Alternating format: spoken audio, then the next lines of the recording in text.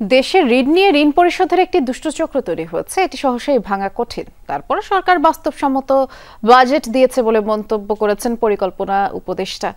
বিকেলে বাজেট পরবর্তী সংবাদ সম্মেলনে তিনি বলেছেন, বিগত সরকারের জঞ্জাল পরিষ্কারের সময় লাগবে, আর এই সময়ে গভর্নর জানিয়েছেন সেপ্টেম্বরের মধ্যে মূল্যস্ফীতি 7% নেমে আসবে। তার আগে সংকোচনশীল মুদ্রানীতি থেকে বের হওয়া যাবে না।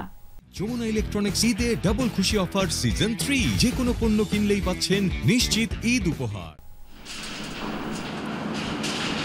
উন্নয়ন বাজেট নিয়ে দুশ্চিন্তার শেষ নেই। রাজনৈতিক আবদারের প্রকল্প নিয়ে ঝক্কি আগে থেকেই তার সাথে জুটেছে আগের সরকারের ঋণ পরিশোধের খরচ। তাই 2025-26 অর্থ বছরের বাজেটে খুব বেশি প্রকল্প নিতে পারেনি অন্তর্বর্তী সরকার। অনুমোদন পেয়েছে মাত্র 3টি মেগা প্রকল্প। সোমবার বাজেট পরবর্তী সংবাদ সম্মেলনে প্রকল্প বাস্তবায়ন নিয়ে নিজের আক্ষেপের কথা জানালেন পরিকল্পনা উপদেষ্টা। দাবি, এডিপির সবুজ পাতা থেকে অপ্রয়োজনীয় প্রকল্প বাদ দেওয়া হচ্ছে, খতিয়ে দেখা হচ্ছে খরচও। বিবিএস থেকে আমরা একটা খুব দ্রুত জরিপের ব্যবস্থা করেছি যে দারিদ্র্য যদি বেড়েই থাকে তাহলে তার কারণগুলো কি, কারণগুলো না জানলে তো আমরা কিভাবে তার সমাধান করব বুঝতে পারবো না। এটা কি যা কর্মসংস্থানের অভাবে, নাকি কোভিডের কারণে অসুস্থ উপার্জনক্ষম মানুষ তিনি অসুস্থ হয়ে পড়েছেন, বা অন্য কোনো কারণে হয়েছে। এ সময় গভর্নরের কাছে মূল্যস্ফীতি নিয়ন্ত্রণের কৌশল জানতে চান সাংবাদিকরা। তিনি জানান, সুখবর মিলবে 2 থেকে 3 মাস পরেই। ফরেন এক্সচেঞ্জের অ্যাভেলেবিলিটি সেটা ঠিক থাকবে এবং আমাদের মনিটারি পলিসিটাকে আমরা টাইট করে রাখছি।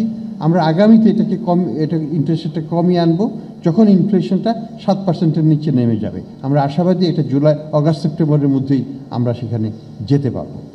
সংবাদ সম্মেলনে উপদেষ্টারা জানান, অর্থনীতিতে শৃঙ্খলা ফেরানোর চেষ্টা চলছে, বেড়েছে সরকারের নজরদারি। যেটা আগে হতো, একটা প্রাতিষ্ঠানিক বিভিন্ন দেন দরবারের মাধ্যমে নীতি তৈরি করা এবং কাউকে বিশেষ সুবিধা দেওয়ার জন্য নীতি তৈরি করা, এখান থেকে যে উত্তরণ করা হয়েছে এটাই একটা গুণগত পরিবর্তন বলা যায়। বাট এটা তো অবশ্যই কেবল শুরু।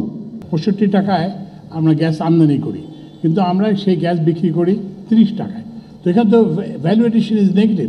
তো এখানে যে একটা ইররেশনালিটি ছিল, যে এটার উপর একটা ট্যাক্স ছিল, একটা ভ্যালু এডিশন যেখানে হয় না, যেখানে ভ্যালু এডিশন নেগেটিভ অ্যাকচুয়ালি, সেখানে এই ট্যাক্সটা অপ্রয়োজনীয় ছিল এবং সেটাকে এখানে সংস্কার করা হয়েছে। নতুন অর্থ বছরের অর্থ বিল পাশ হতে পারে 22 জুন। তৌহিদ হোসেন, যমুনা নিউজ, ঢাকা।